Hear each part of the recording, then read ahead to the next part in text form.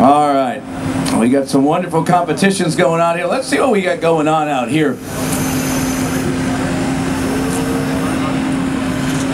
See if somebody can actually beat the record time. The record time on this one is 27 seconds. That's the record time on this one. Up a little bit higher. There you go. Nice job. The whole thing about this machine right here is, Andy will tell you, it's very, very smooth. You don't have to do a lot of maneuvering. Just have to kind of be a little bit precise. Now, those of you guys want to sign up, ladies, you can go out there and do this as well. Anybody's welcome to do it if you just want to have some fun, just like this young gentleman.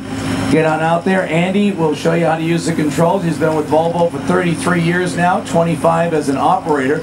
So he's got a little bit of knowledge behind the machine. Yesterday we did a great video of Andy helping me to do it, and I was actually able to do it, so I know you guys can.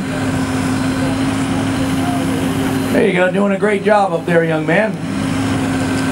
Now our competition on the other side is really heating up. We're still waiting for our first winner of any one of our contests from the United States. Everybody is from either Canada or New Zealand.